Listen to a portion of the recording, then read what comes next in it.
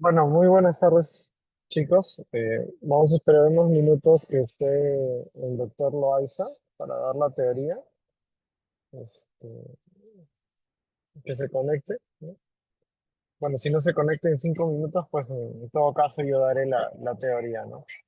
Ahora, la idea de que las teorías son virtuales es de que todos estén conectados, ¿no? Entonces, veo a un poquito más de la mitad del salón que recién está conectado, entonces eso hace de ver de que como saben mucho, me imagino que el examen teórico, pues van a dar un excelente examen teórico, ya que este examen que se viene es uno de los más difíciles que va a haber del curso.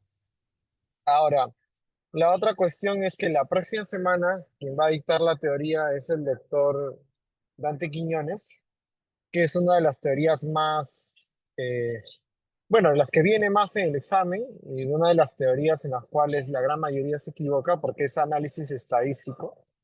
Entonces yo les recomiendo que estén atentos también a la siguiente clase, ¿no? Les voy a dar un comunicado para la próxima semana si es que todos van a conseguir SPSS o Stata, porque es obligatorio tenerlo, ¿no? Para que puedan aprender cómo se hace el cálculo de tamaño muestral, cómo se hace el análisis univariado, bivariado y multivariado, ¿no? Que es justamente la teoría más engorrosa, ¿no? Por decirlo de esa manera, ¿no? Entonces esperamos unos 5 minutos más que el doctor se pueda conectar y si no yo empiezo a dar la teoría.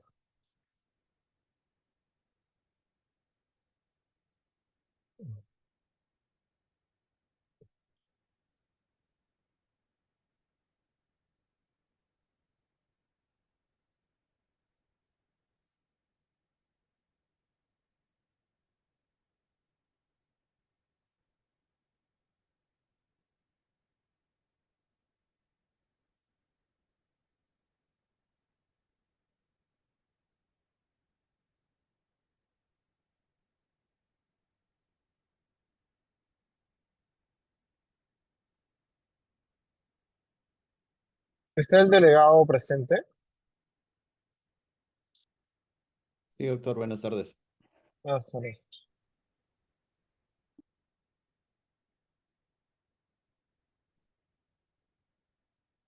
¿Puedes ver si puedes compartir la teoría así en pantalla?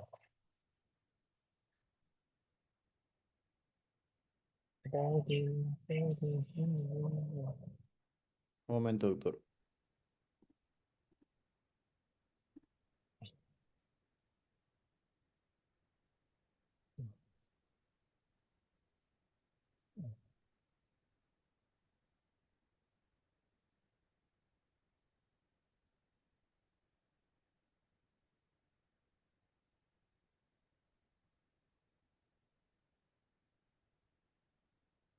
No está activado el uso compartido, doctor. Ah, te voy a poner como coanfitrión. Ah, no, como coanfitrión sí. ¿Qué puedes compartir? A ver, No está activado el uso ¿Cajahuamán no compartido. eres? No, Carhuamaca, doctor. Ah, el Cajahuamán la había.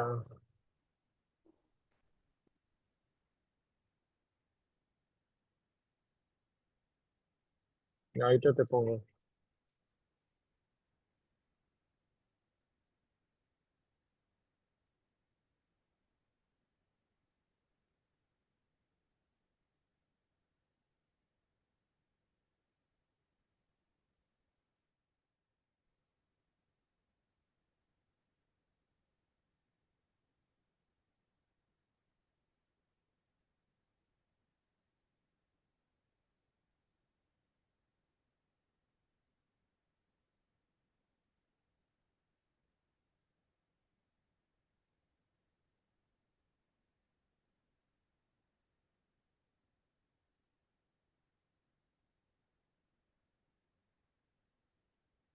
A ver ahí.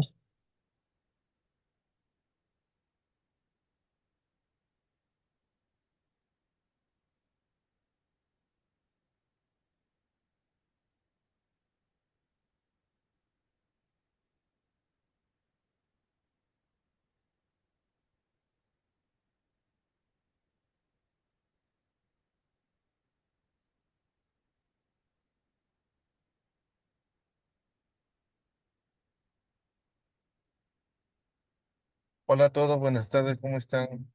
Denme unos minutos para poder iniciar la clase. Tengo unos problemas en la conectividad y comenzamos, por favor. Unos minutitos, por favor.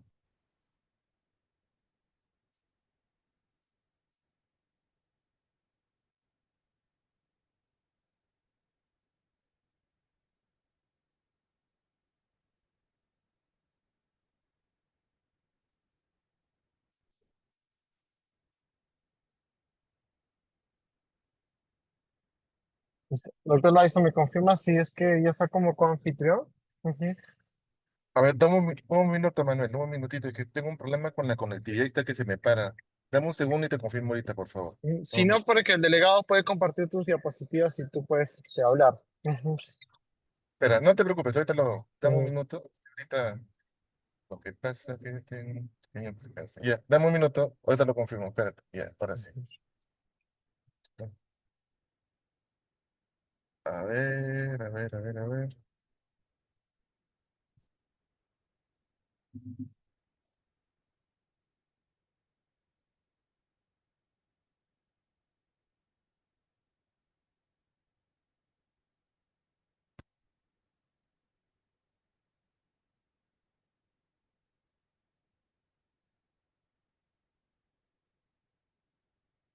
Listo, ahora sí, ¿pueden ver mi pantalla?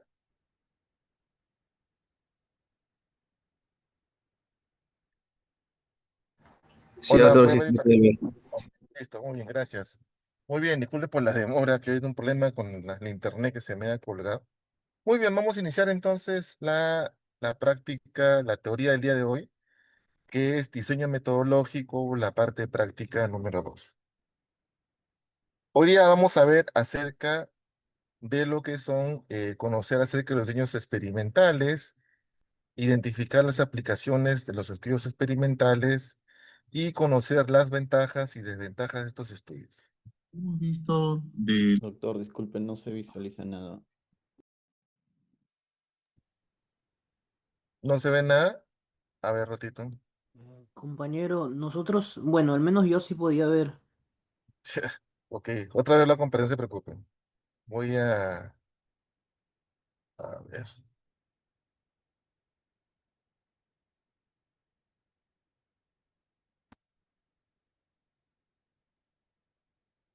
En los capítulos anteriores, dentro de lo que son estudios de investigación epidemiológica, se dividen en estudios experimentales y observacionales.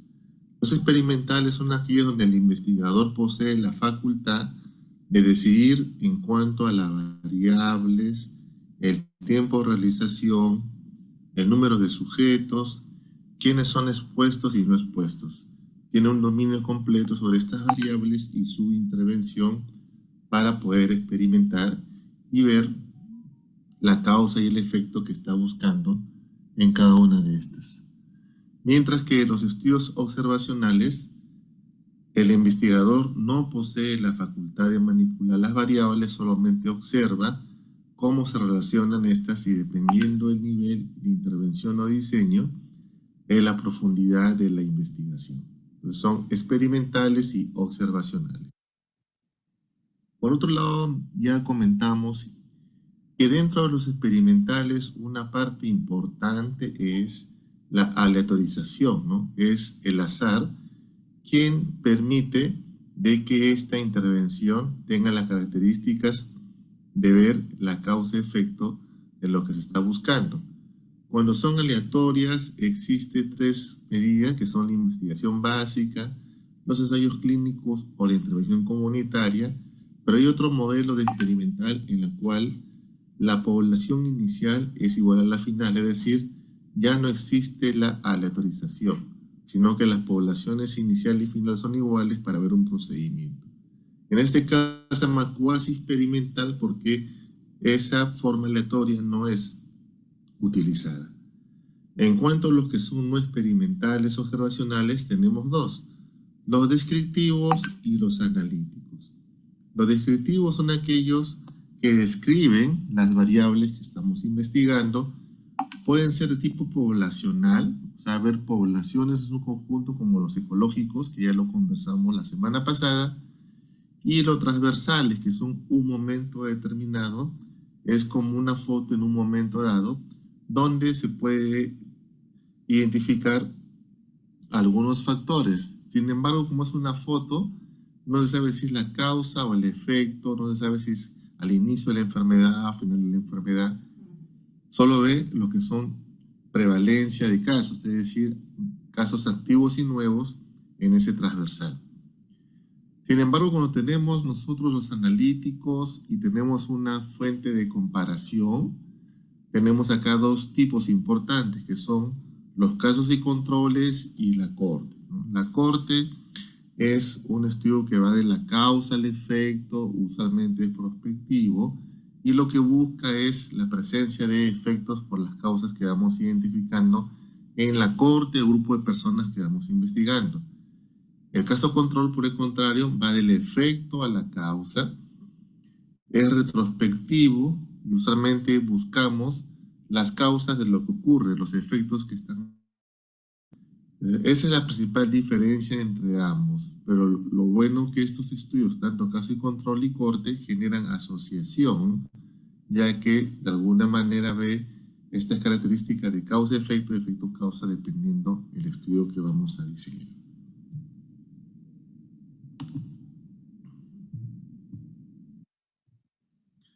Ahora, en cuanto a nivel de evidencia de estudios epidemiológicos, es muy importante porque esto depende de la profundidad y sobre todo la asociación que puede brindar cada estudio. Como ustedes ven, esta es una pirámide de evidencia donde existe desde la más baja evidencia a la más alta evidencia. Los estudios descriptivos son la base de esta pirámide o triángulo, donde son los que generan menos evidencia. No es que sean más o menos importantes, sino se refiere a la evidencia de la asociación, de la causa, el efecto, de la causalidad. Los descriptivos tienen que ver con la descripción de la variable en tiempo, espacio, persona. No genera algún análisis, solamente describe, pero da pie a que tengamos hipótesis. Mientras que en los transversales es un corte en el cual sí vemos algunas asociaciones. No estamos muy seguros de esa relación, pero encontramos asociaciones que nos pueden servir para determinar algunas relaciones que vamos a implementar. Ahora, cuando ya tenemos un mayor detalle, cuando ya buscamos asociación, vemos los casos control, que es del efecto a la causa. Buscamos hacia atrás y encontramos esos factores tratando de recopilar o reconstruir la cohorte para poder identificar. Tiene algunos sesgos, sobre todo de recolección de datos y de información y de memoria, porque hay datos que no se acuerdan y pueden generar algunos sesgos en los resultados. Por el contrario, los estudios de cohorte son, digamos, los mejores para asociación. Es una población, una cohorte que se sigue en el tiempo. Y este seguimiento permite evaluar de forma longitudinal varias veces y ver los efectos que se pueden producir. Esto, como han visto, genera un riesgo relativo, que es la presencia de enfermedad en comparación de una población expuesta y no expuesta. Hasta acá todos estos estudios son observacionales. Sin embargo, cuando ya hago un estudio experimental o un ensayo clínico, está en la cúspide de este triángulo, que son aquellos observacionales donde yo puedo verificar realmente la causa y el efecto y puedo manipular la variable, teniendo en cuenta algunos aspectos como lo que es la aleatorización y el enmascaramiento, ¿no? Para identificar o determinar claramente los efectos que yo estoy tratando de identificar o cuantificar con mi experimento. Entonces, el triángulo va desde la máxima evidencia como un ensayo clínico a la mínima evidencia como un estudio descriptivo. El día de hoy vamos a ver los estudios experimentales que están en la cima de esa pirámide, ¿no? De ese triángulo, y se caracterizan en esencia porque todos ellos, el investigador no se comporta como un mero espectador de los fenómenos que ocurren. Se involucra en ellos y manipula las condiciones naturales de la investigación. Tienen la capacidad de hacer la investigación y manipular. Son estudios prospectivos en los que se va a valorar el efecto de una o varias intervenciones en los individuos. Un ejemplo clásico, y hemos venido conversando ya en el curso, es, por ejemplo, el estudio de fase 3 de la vacuna Sinopharm, donde esta vacuna ya pasó varios procesos y la fase 3 es experimentar en personas y ver el efecto de la vacuna. Lo que se quiere medir en la vacuna es el efecto a tener cuadros graves que vayan a la UCI. Entonces se llamó a voluntarios, 2.000 voluntarios por la Universidad de Cayetano, y los voluntarios iban, llegaban, se examinaban y se evaluaban. Cada voluntario luego pasó un examen y por el azar, unos se convertían en personas que se le colocaba la vacuna y a otro una persona que se le colocaba agua destilada. No ahí sabía quién es agua destilada o vacunas porque eran iguales, y la idea es que se haga un seguimiento varias veces en un periodo de 2 meses para ver los efectos de la vacuna en la protección de personas que puedan ser contagiadas con COVID-19. Es así que se ha hecho finalmente el levantamiento de información y ya se obtuvo, quien tenía realmente los registros de que el vacuna o destilada lo tenía la misma fábrica de Sinopharm, y se evaluó el efecto de comparación de la protección de la vacuna y se observó que la vacuna está por encima del 50% según lo recomendado por la OMS, por lo cual es una vacuna efectiva en proteger a las personas de cuadros severos que los conlleva la UCI y posiblemente la muerte. Entonces, acá se manipuló, se tuvo una autorización, un enmascaramiento y se logró realmente ver los efectos. Entonces, acá los investigadores tienen pleno manejo de la investigación y manipulan las variables y los efectos que se puedan dar. Ahora, de todos los diseños en investigación, el estudio experimental es el que permite acercarse a la noción de causalidad de manera más directa y el estudio que mejor valora la utilidad de una intervención. Ya dijimos que uno de los puntos básicos en epidemiología es buscar la causalidad, ¿no? La causa, el efecto. Ya vimos que hay algunos parámetros establecidos para ver causalidad, como temporalidad, dosis causa-efecto, el tema de plausibilidad, el efecto de la dosis, y esto genera una característica de una causa o un efecto. El estudio experimental es uno de los que mejor nos ayuda para determinar este efecto, ya que manejamos a través de una intervención, que puede ser a través de la intervención o validación de una molécula, de un fármaco, o también una intervención colectivo-comunitaria, que genere más adherencia a evitar enfermedades comunitarias y así evitar la mortalidad en una población afectada. Un estudio experimental permite al investigador elegir sus variables, ¿no? Y mediante la manipulación de ellas en un ambiente controlado puede buscar la evidencia que apoye su o sus hipótesis. Recuerden que igual como toda investigación necesitamos tener un marco teórico y la investigación científica o experimental también está normada en un marco teórico, que lo que permite evaluar es ver y responder a las hipótesis que planteamos, que si se cumplen o no, para ver algunas características que pueden variar en una población o individuo, dependiendo en la región que se encuentre, el tipo de población que es, la edad u otro factor importante que hace las diferencias que podemos encontrar en las diferentes publicaciones científicas.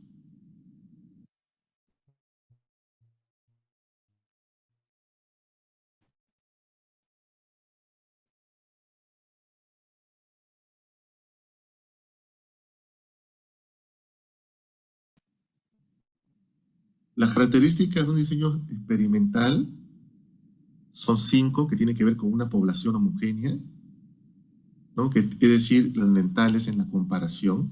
Recuerden que acá se comparan los grupos y si no comparamos de forma correcta, pueden haber algunos sesgos en la comparación. Tiene que haber un grupo control, ¿no es cierto? Siempre hay un grupo control en el cual a uno se le coloca y al otro no, para ver esa diferencia. ¿Cuánto protege o cuánto cambia en la persona lo que se está buscando? Necesitamos un control que sea muy semejante al caso que se está utilizando, haciendo la intervención para ver esta diferencia. El otro tema es la aleatorización, es decir, el azar es el que se encarga de distribuir en un grupo de la población que se le coloca el fármaco, la vacuna o la sustancia experimental, y el otro el control o el placebo. El azar es quien debe decidir. Existen tablas aleatorizadas, sistemas informáticos, otros que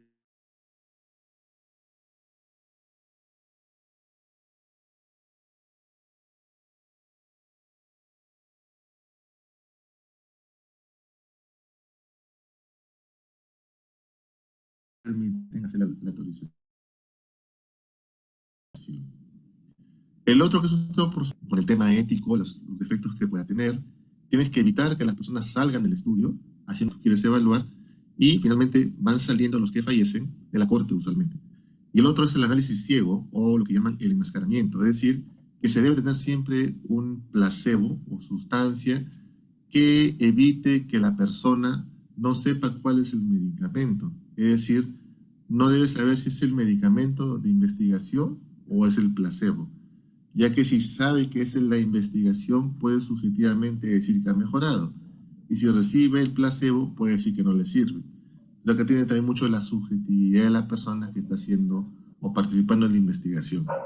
El enmascaramiento permite no saber realmente cuál es el medicamento y jugar un rol importante para evitar la subjetividad de la valoración del efecto en la persona al cual se coloca el placebo o la vacuna o fármaco que se está interviniendo en el proyecto.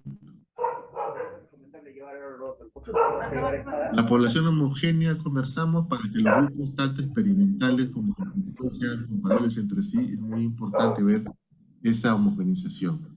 Entonces hay que ver una población, si es una población, hay que poder identificar por sexo, por edad.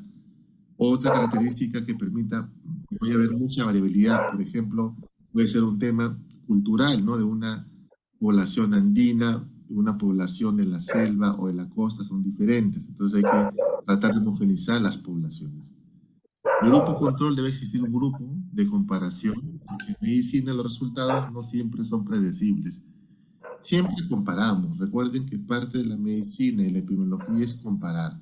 Necesitamos un control con el cual comparamos si estamos por encima, por debajo, y cuál es la diferencia de lo normal versus lo anormal. Entonces,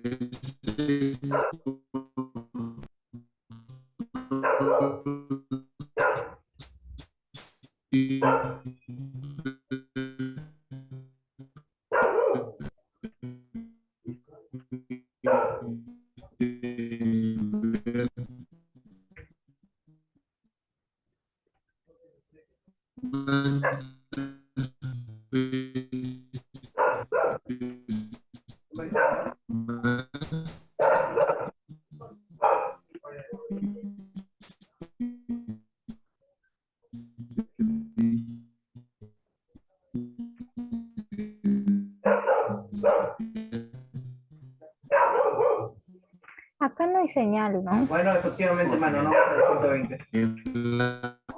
La señal. No, señal. O sea, no llega señal, ¿no? No. O sea, ¿te están llamando? No, se está entrecortando. ¿Pero por qué se va a entrecortar?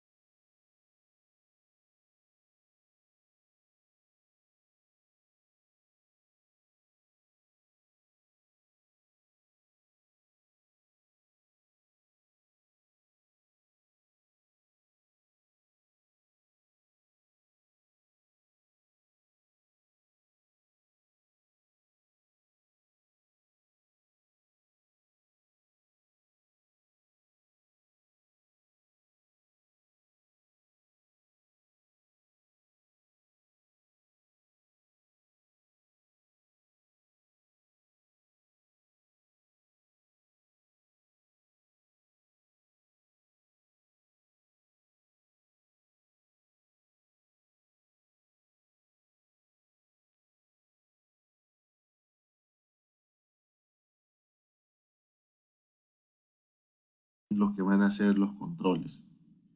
Los objetivos de esta aleatorización o elección al azar son asegurar que ambos grupos, tanto intervenido y no intervenido, sean comparables. Es un punto principal. Al distribuir equitativamente las variables conocidas y desconocidas y así controlar los sesgos de confusión. Si nosotros no hacemos esto y elegimos de nuestra voluntad, estamos haciendo un sesgo de selección, lo cual puede traer confusión en la interpretación. Es mejor dejar al azar que se encargue de la selección. Además, también esta aleatorización permite evitar que las preferencias tanto de los individuos como de los miembros del equipo de investigación intervengan en la asignación de la exposición, disminuyendo los posibles sesgos de selección, ¿no? Si yo intervengo, siempre voy a tratar de tener el grupo para que mejore o tenga un efecto positivo de lo que yo quiero buscar. Yo siempre voy a buscar el mejor grupo o la mejor persona para que vea un efecto más rápido. Entonces esto no debe pasar. El investigador debe permanecer neutro, por eso el azar es quien se encarga realmente de la distribución y así evitar estos sesgos de confusión y sesgos de selección. Son prospectivos porque, como ya sabemos, los grupos tanto experimentales como de control son objeto de seguimiento durante el tiempo que dure el estudio a partir del inicio del mismo. Esta duración del estudio depende mucho de los temas económicos, administrativos y logísticos para hacer un seguimiento. No es tan sencillo seguir una corte y poder identificarla en el tiempo, ir viendo y monitorizando los resultados que pueden obtener de las características asociadas a la molécula de intervención que se está dando. Tiene que haber enmascaramiento o lo que llaman análisis ciego, controlar la influencia que puede tener sobre los resultados del estudio la percepción de los sujetos participantes, más conocido como efecto Hub, El momento de que tú de los sacas... investigadores del fenómeno que se investiga. Entonces, para evitar estos efectos que pueden darse por la percepción sujetas al participante, existen alternativas como el ciego simple, el doble ciego y el triple ciego. Ya lo dijimos la vez pasada, recuerden que dentro de la cadena de la investigación existen los dueños de los que fabrican la partícula, luego vienen las universidades, que son las personas que participan dentro de la investigación con los investigadores, y el trabajo de campo, ¿no es cierto?, donde se identifican las personas o se estructuran para poder participar. Entonces, en el ciego simple, el que está trabajando, o sea, el trabajo de campo no conoce cuál es la vacuna o cuál es el placebo. En el doble ciego, no conoce ni la persona ni el investigador principal, y en el triple ciego no conoce ni la universidad, que es, digamos, la que participa como investigadora. Solamente lo conoce la casa comercial. De manera que existen como 3 mecanismos para evitar cualquier sesgo de enmascaramiento o efecto Hawthorne, que tiene que ver con la percepción de subjetividad de cada participante al efecto benéfico de la población intervenida por la molécula o partícula que se está haciendo investigación. Entonces, estas son las formas que se usan y son importantes para la investigación. Hay características de un diseño experimental que debemos conocer. Es importante cumplir con estas condiciones. Es fácil cuando trabajamos con animales de experimentación, sobre todo con ratas, cultivos, tejidos o sustancias químicas, pero no cuando se trata de personas. Recuerden que en estas fases de experimentación, las primeras fases son en este tipo de seres animados que uno puede trabajar, pero cuando ya se trabaja con personas hay que tener mucho cuidado, sobre todo con los efectos secundarios o colaterales que pueden darse cuando se usa una partícula nueva o una vacuna en experimentación. En un experimento clínico epidemiológico no siempre se podrá someter a las personas a las condiciones ideales de experimentación. Recuerden que hay experimentos que son poblacionales y no, a veces no se puede controlar o tener el control perfecto sobre la experimentación, ya que depende muchas veces de los entornos donde está, el estado socioeconómico o algunos factores ambientales que están o sociales que van a contribuir a que no se pueda someter a las condiciones ideales para una mejor respuesta que se necesita en los estudios experimentales. Si hacemos un esquema del estudio experimental, recuerden que tenemos en este esquema una población, ¿no? Es donde vamos a hacer la experimentación. Si hablamos de la vacuna Sinopharm, se trabajó en Perú, pero también se trabajó en Emiratos Árabes y en otro país de Europa. Entonces cada población era diferente. Se tomó una muestra con una fórmula, cálculo estadístico para poder identificar. Esta muestra eran 2.000 personas, de las cuales 1.000 iban a entrar a hacer estudio experimental y 1.000 grupo comparación. ¿Y esto cómo se decidió? Es por la llegada de la persona y el sorteo aleatorio que salía del sistema, uno entraba a experimental y otro a comparación, ¿no? En ambos, en cada grupo había unas cajas ya que estaban listas para colocar la vacuna, por ejemplo. Eran vacunas en frascos transparentes del mismo color, tanto en el grupo experimental como en la comparación. A cada grupo se le daba un código a cada persona, un código de barras que correspondía con la vacuna. Se hace la intervención, ¿no es cierto? Acá se pone la vacuna, mientras que en el grupo comparación se colocaba el placebo, ¿no? El placebo de la vacuna, que era igual, pero era un placebo. Y luego, ¿qué se hace? Es un seguimiento, ¿no es cierto? En el tiempo, en este caso, 2 meses de seguimiento permanente. La idea es evitar las pérdidas y abandonos o retiros, ¿no? Muchos a veces tratan de retirarse o abandonar. Si bien es cierto, no se les puede obligar a que no se retiren o abandonen, porque es parte de los criterios éticos de no generar problemas en las personas o generar un daño, y que todo debe ser con consentimiento informado. Pues es importante que antes que intervengan al estudio se dé todas las pautas, explicaciones necesarias para evitar la pérdida, porque cuando la pérdida es pasiva, el estudio no puede llevar a cabo a un buen puerto y puede traer información que no es suficientemente válida para su interpretación. Entonces acá lo básico de estos estudios es tener un seguimiento, evitar la pérdida y abandono. Este seguimiento y resultados en un tiempo se comparan y se ve cuál es la diferencia del efecto de la intervención comparado en la no intervención. Y esta diferencia es lo que hace ver cuánto es factible o cuánto mejora la enfermedad, daño, factor en la persona que está siendo experimentada. Y la conclusión es la que llegamos al final y nos sirve para decidir que si la molécula en experimentación realmente genera un efecto benéfico en la población, ¿no? Y hemos manipulado en un entorno y condiciones que son necesarias para que esto ocurra.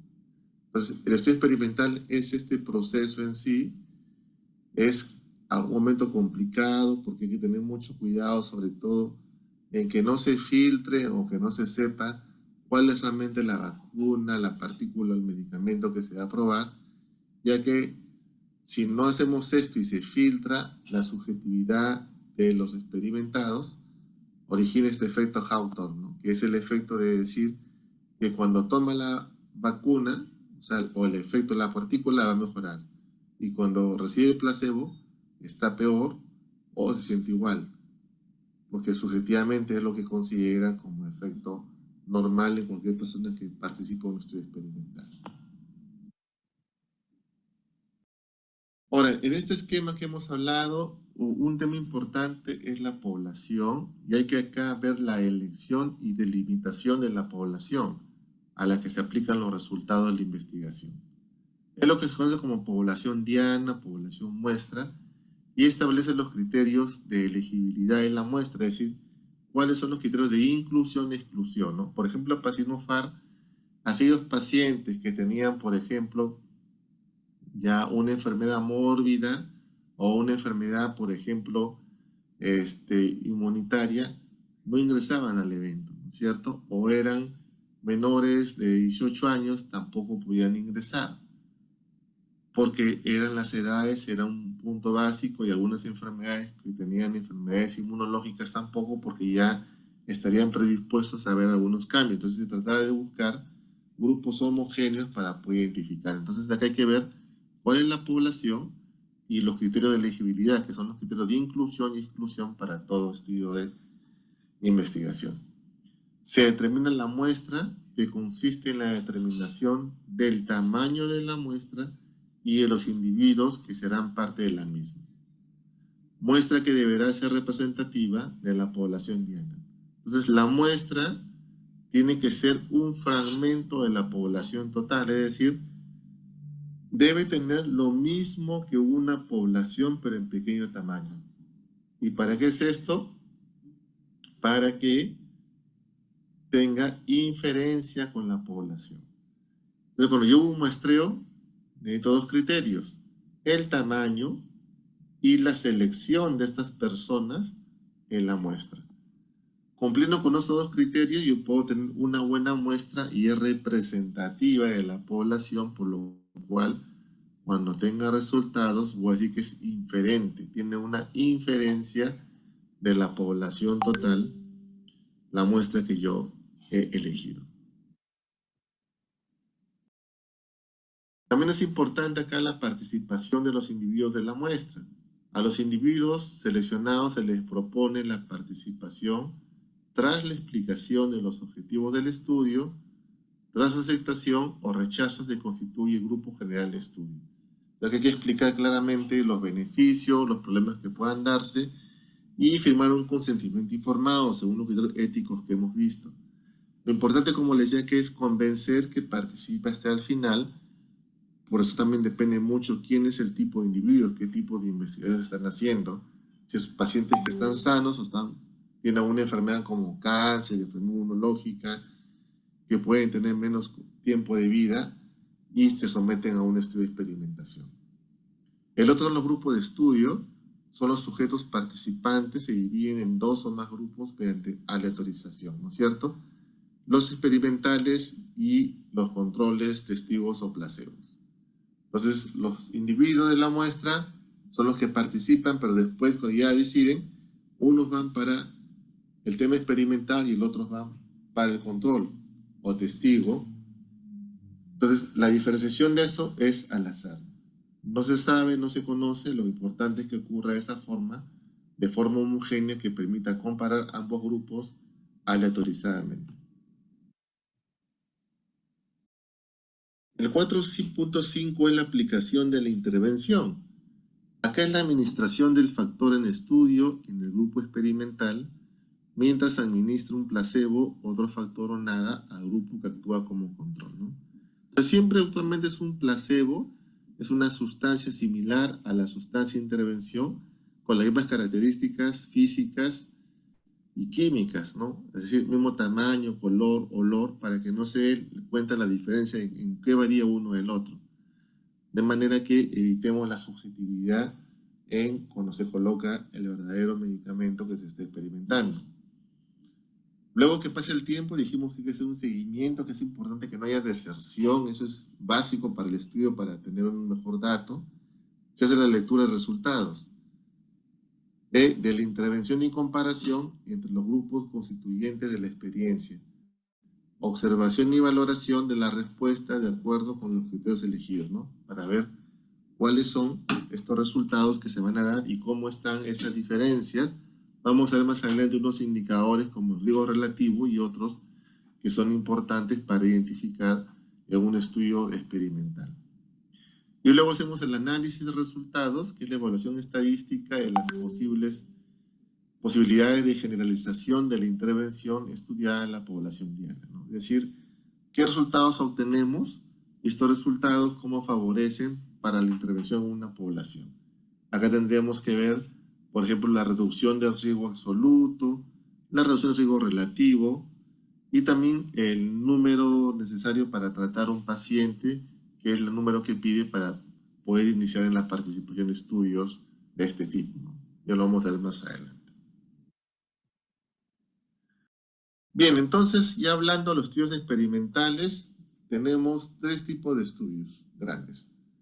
Los ensayos clínicos controlados, los ensayos de campo, o field trial, o los ensayos de intervención comunitaria, conocidos como los ensayos de cuasi experimental, ¿no? Y ahí dijimos que una población inicial es igual a la final. Lo que se evalúa es una intervención y cómo esta intervención puede cambiar una actitud, puede cambiar un rasgo, un factor importante de esa población para evitar una enfermedad que pueda darse.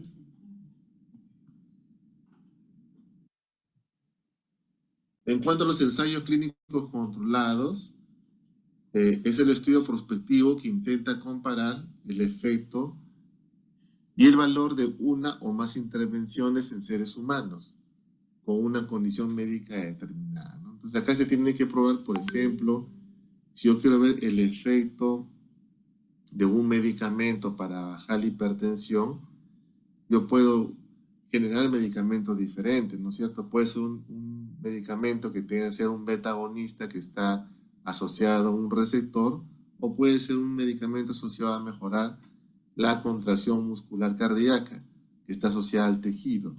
Yo tengo que comparar cuál es mejor dependiendo de la hipertensión que tenga.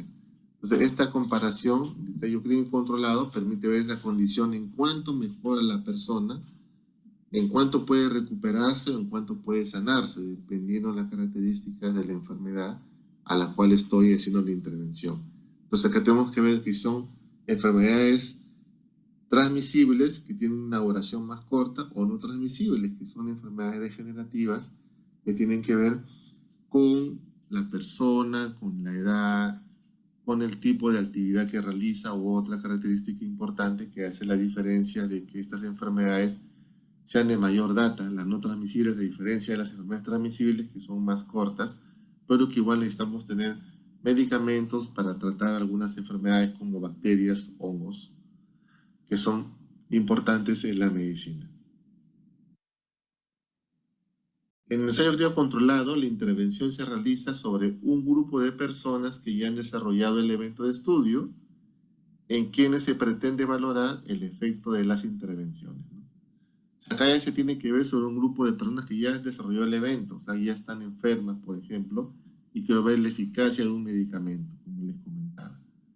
Y por un proceso de azar, se decide quiénes integran cada grupo de estudio, el grupo de experimentación o grupo control. Es importante que el grupo control, como les decía, sea siempre al azar, ¿no? El azar es quien permite que esto ocurra y que evitemos los sesgos de selección y confusión posteriormente cuando encontramos un resultado. El ensayo clínico controlado tiene 7 etapas que tienen que ver con la formulación de la pregunta que se desea contestar. Recuerden que existe dentro de la investigación científica algunas preguntas básicas, que hay una metodología que tiene que ver con identificar la población, la exposición, el comparador y la salida de ese resultado, que llaman la famosa pregunta PECO o PICO, ¿no es cierto? Depende si es exposición o intervención. Entonces ahí claramente está establecida la pregunta que voy a hacer y la comparación que estoy buscando con el grupo control para ver el efecto verdadero de la molécula que estoy investigando. Hay que formular los objetivos del estudio, que son un conjunto de acciones que voy a desarrollar para responder a mi pregunta de investigación y a mis hipótesis que estoy planteando desde el inicio, que se basan en la teoría existente y en un marco teórico como referencia. Tengo que ver los criterios de inclusión y exclusión. ¿Qué personas van a salir de mi estudio? ¿Qué características no me sirven para que participen? Puede ser la edad, puede ser el sexo, puede ser el estado civil, grado de instrucción. No existe una sola fórmula, existe en el marco teórico que les da las pautas para poder tomar esa decisión. Hay que ver la selección de la muestra de la población de pacientes con la enfermedad de interés. El 5, la asignación aleatoria de los pacientes, ya lo dijimos, de forma aleatoria a través de un sistema. El 6, la aplicación, monitoreo y seguimiento de las intervenciones previstas en los grupos seleccionados. Y el 7, análisis e interpretación de resultados.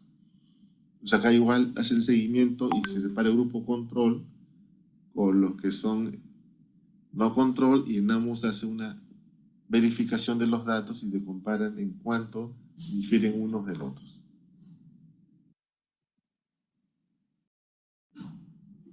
Es importante que en este tipo de estudios tengamos consideraciones éticas. Ya lo dijimos porque estamos trabajando con personas. En todo ensayo clínico deberá contar explícitamente con el consentimiento informado, ¿no?, del participante respecto a los posibles riesgos del experimento, lo que hará todo el derecho de abandonar el estudio cuando lo desee.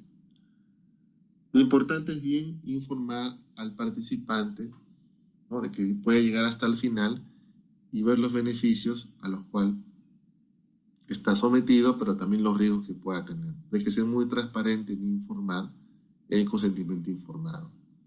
Por otra parte, el investigador deberá someterse estrictamente a las normas jurídicas y éticas vigentes de la sociedad. El investigador que realiza este trabajo debe tener ciertas certificaciones y calificaciones y también aprobar cursos de ética para investigación para cumplir con las normas jurídicas y éticas en los estudios de ensayo controlado solicitados en el país por el Instituto Nacional de Salud a través de la unidad de investigación o ensayos clínicos aleatorizados.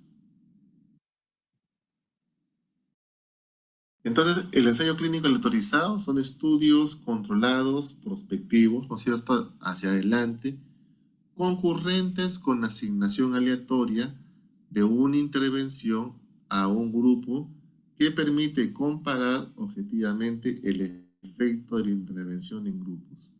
Tenemos acá los pacientes seleccionados, el azar es quien distribuye los grupos en grupo de tratamiento y grupo control. En el tratamiento está la partícula en experimentación, la vacuna, y en el control está el placebo, que deben ser iguales, ¿no es cierto?, para no ver diferencias.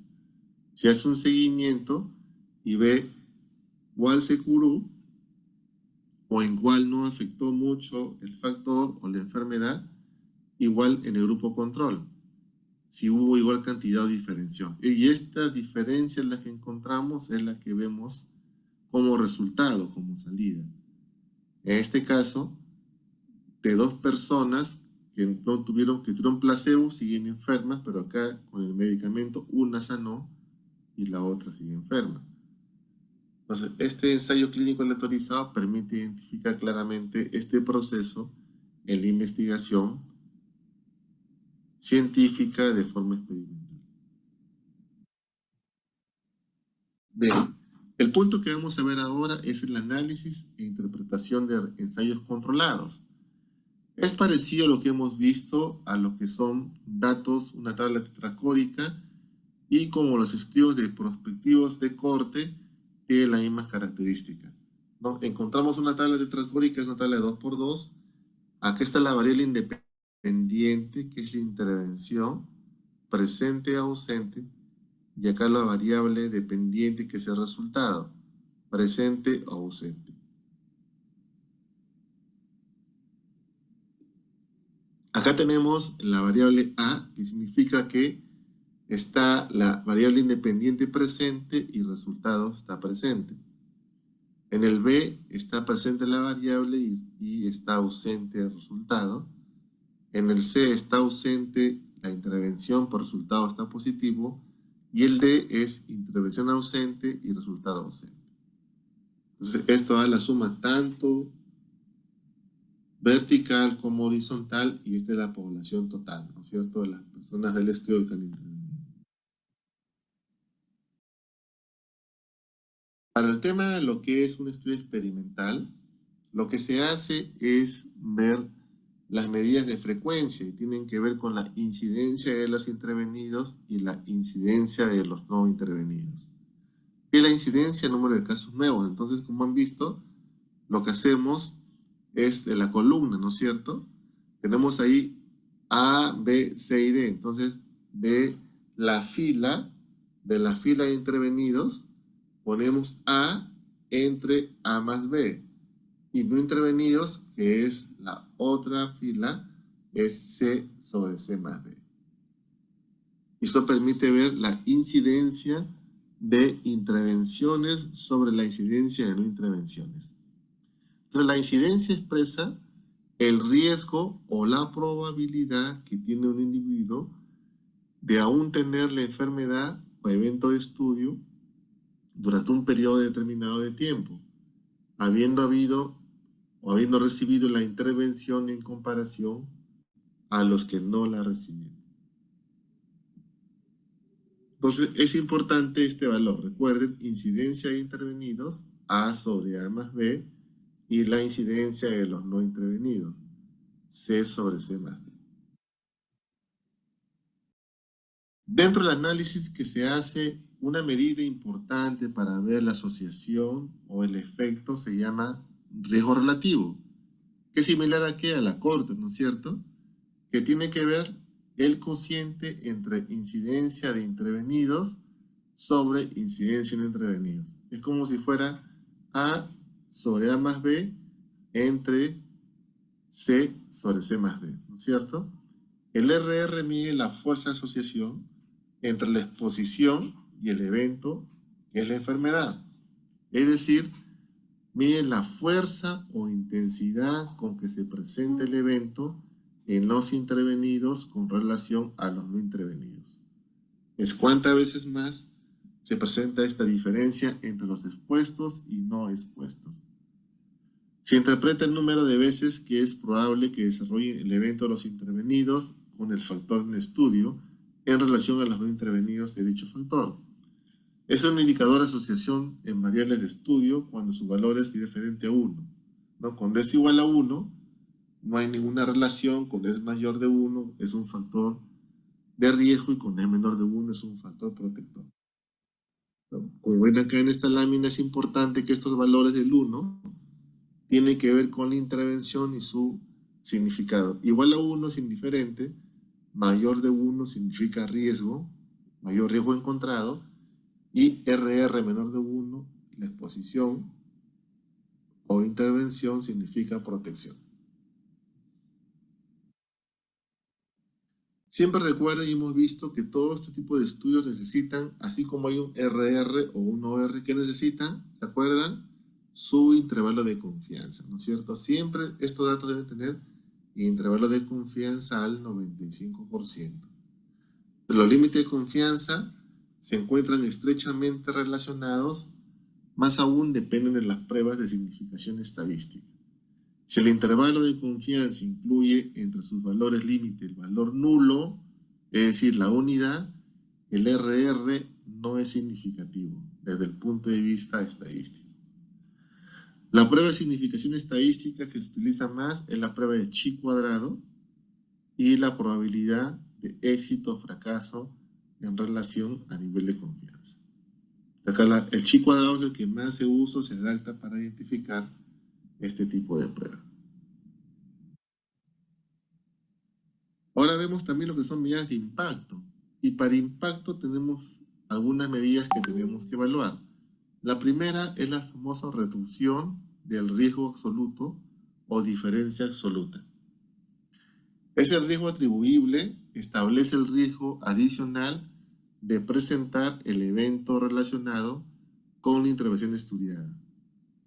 También se puede definir como el exceso de efecto que produce la intervención en relación a la no intervención. Entonces, esta reducción del riesgo absoluto, el RRA, es igual a la diferencia de la incidencia de no intervenidos menos la incidencia de intervenidos. Entonces, miren cómo esta relación que ya sacamos, ¿se acuerdan? Intervenidos y no intervenidos, esta diferencia es el RRA o reducción del riesgo absoluto. El otro indicador o dato importante se llama reducción de riesgo relativo, RRR o complemento de riesgo relativo. El RRR establece la reducción del evento en los intervenidos en relación a los no intervenidos. Es decir, mientras mayor sea el RRR, mayor es la eficacia de la intervención. En la fórmula, el RRR, o sea, la reducción de riesgo relativo, es igual a 1 menos riesgo relativo por 100. Para identificar esta característica de este valor en la interpretación de resultados. También tenemos acá la eficacia. La eficacia mide la intervención ya sea en proporción o en frecuencia absoluta, siendo una de las medidas de impacto más empleadas en el análisis de los estudios experimentales. Entonces, esta es una muy importante que se usan en todos los experimentales y tiene que ver la eficacia con la incidencia de grupo control, ya lo vimos, menos la incidencia del grupo intervenido, también lo tenemos, y la incidencia del grupo control, que permite ver la eficacia de la intervención. Otro dato importante es el número necesario para tratar, más conocido como NNT. Da una idea del posible impacto clínico de la intervención en la práctica. Es el inverso del RA. ¿Qué significa? El NNT es igual a 1 menos la reducción del riesgo absoluto, ¿no? ¿Esto qué significa? Que es el efecto que hace la intervención en cantidad de personas que puede darse. Entonces esto mide un poco la intervención y el alcance de algún beneficio a la población en intervención.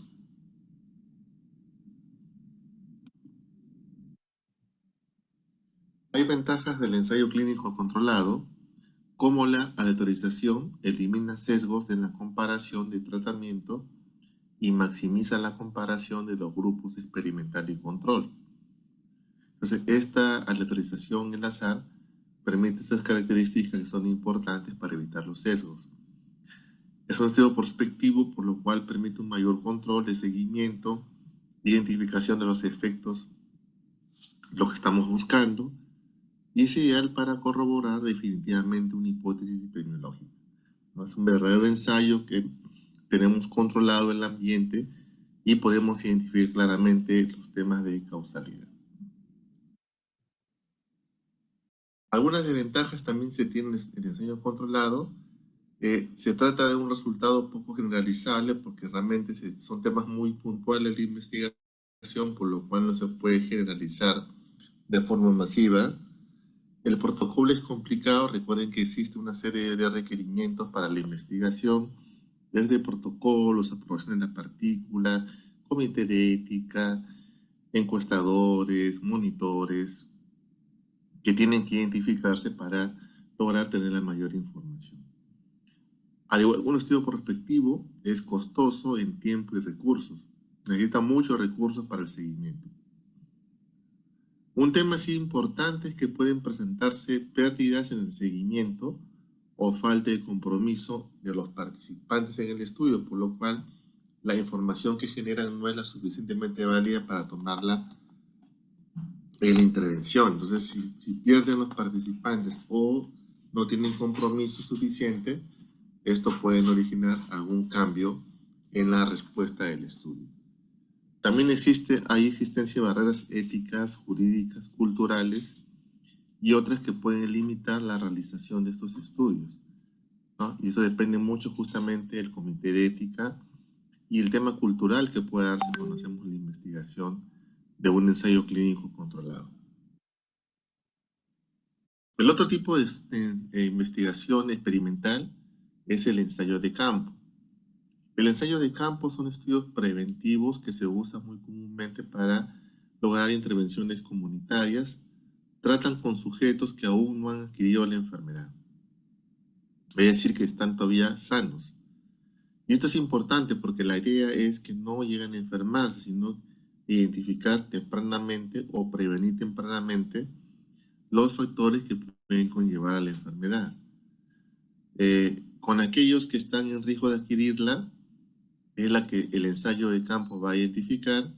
Estudian factores preventivos de enfermedades como puede ser la administración de vacunas o el seguimiento de dietas y permite probar o evaluar intervenciones sin tener que buscar necesariamente enfermedades como evento final, sino otras evidencias de esta. Y el otro tercero es, también se acuerdan que vimos que son los ensayos comunitarios de intervención, más conocidos o llamados como estudios cuasi experimentales, ¿no es cierto? ¿Por qué? Porque la población de inicio es igual a la población final. Entonces tenemos una población de inicio que es la que se ha identificado, se ha hecho una experimentación y luego se evalúa estas características o mejoras en un antes y un después. La unidad experimental no son los individuos, sino son agrupaciones de los mismos. Pueden ser poblaciones o subconjuntos poblacionales, por ejemplo, en un país o una región. Tratan con sujetos que aún no han adquirido la enfermedad o estén en riesgo de adquirirla y se estudian factores preventivos, por ejemplo, administrar vacunas o el seguimiento de dietas. Una o varias comunidades reciben la intervención, mientras que otras sirven como control o grupo de comparación. Por ejemplo, acá puedo comparar el efecto de una vacuna en la prevención de hepatitis B, por ejemplo, ¿no? Y cuán efectiva es la vacuna para evitar la hepatitis. O puedo identificar algunas características comunitarias, por ejemplo, a lo que es disminución de muerte materna. Yo sé que existen 4 trazos para la mortalidad materna y uno de ellos puede ser la decisión en reconocer los signos de alarma. Si yo trabajo de forma profunda identificando los signos de alarma en las gestantes, por ejemplo, cefalea, hinchazón de las piernas, adormecimiento, podría generar información previa y ver el efecto, ¿no? Antes de que lleguen al establecimiento como una complicación, ya tempranamente pueden ser localizadas e intervenidas. Entonces, los ensayos comunitarios necesariamente se aplican y se deben tener en consideración para implementar políticas públicas, ya que la idea es justamente hacer o identificar actividades preventivas antes de enfermarse. Porque una vez que te enfermas ya entramos a la prevención secundaria, ¿no? Que es identificación temprana de la enfermedad y luego ya la enfermedad y la rehabilitación, que es el otro parámetro que debemos tratar que sea lo menos posible a través de la promoción e identificación temprana.